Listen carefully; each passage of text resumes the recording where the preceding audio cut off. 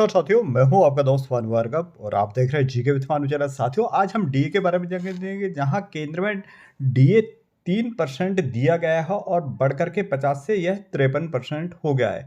यानी अब डीए की कैलकुलेशन किस प्रकार से होगी, डीए क्या मूल वेतन में मर्ज होगा तो किस प्रकार से होगा, क्या है इसकी गणना को हम डिटेल में जानेंगे इस वीडियो में। साथियों, आप वीडियो को लाइक एंड शेयर करना नहीं भूलिएगा। और मध्य प्रदेश के कर्मचारियों को डीए कब मिलना है, जैसे कि मध्य प्रदेश के स्थापना दिवस पर मिलने की सौगात थी, लेकिन मुख्यमंत्री जी ने अभी नहीं दिया, तो अब ये कब मिलेगा इसे भी हम जानेंगे। साथियों, पहले जानते हैं डेयरनेस अलाउंस होता क्या है, फिर इसकी कैलकुलेशन के बारे में जानेंगे। साथियों, एक ऐसा भत्ता जो सरकारी कर्मचारियों को महंगाई भत्ता के प्रभाव को कम करने के लिए दिया जाता है। यह भत्ता हर 6 महीने में संशोधित किया जाता है ताकि कर्मचारियों की क्रय शक्ति स्थिर बनी रहे। जब डीए में वृद्धि होती है तो यह पिछली तारीख से लागू किया जाता है, जिससे कर्मचारियों को उस अवधि के लिए एरियर मिलता है जब नई दर लागू हुई थी। इसी तरह डियरनेस रिलीफ और डीआर पेंशनर को दिया जाता है ताकि उनकी पेंशन पर महंगाई का असर कम हो सके। चलिए साथियों, देखते हैं डीए में जो वृद्धि हुई है वह 3% हुई है। नई दर अब 53% होगी। प्रभावी तिथि जो है 1 जुलाई 2024 से होगा। वहीं देखा जाए तो अन्य राज्यों में भी यह 53% मिलेगा और साथ में मध्य प्रदेश के कर्मचारियों के लिए भी।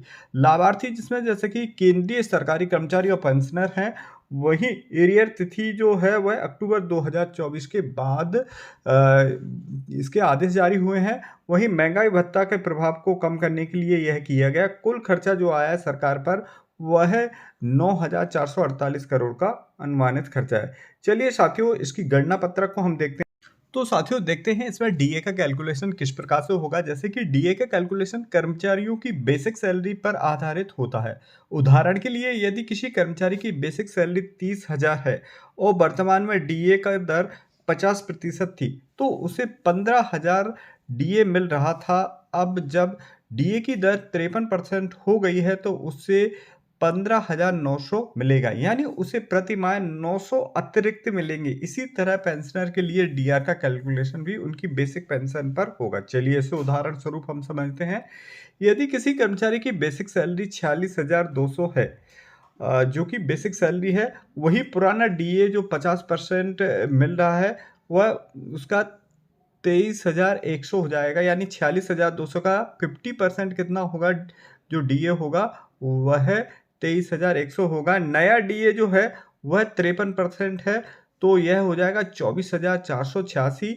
इन दोनों में अंतर देखा जाए तो अतिरिक्त राशि जो मिलेगी वह 1,386 रुपये प्रति माह मिलेगी। यदि किसी पेंशनर की बेसिक पेंशन 50,400 है, ये पेंशनर का हम गुणांक बता रहे हैं, तो पुराना डीआर 50% है यानी 25,200।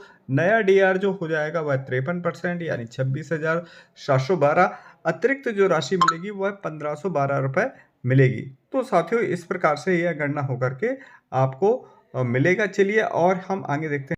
तो साथियों, जो डीए मिलेगा वह केंद्रीय कर्मचारियों के साथ में अन्य राज्य के समस्त कर्मचारियों को मिलेगा। और यहाँ पर हम बता देना चाह रहे हैं कि मध्य प्रदेश के कर्मचारियों को अभी 50% डीए मिला है और उसके बाद 3% और मिलेगा यानी 53%। तो इसकी गणना किस प्रकार से होगी, यह इसी प्रकार से गणना आप कर सकते हैं। ठीक इसी प्रकार से मध्य प्रदेश के कर्मचारियों को 46% पहले मिल रहा था, अब जो मिल रहा है वह 54% मिल रहा है, तो वह भी अपनी इसी प्रकार से गणना कर सकते हैं।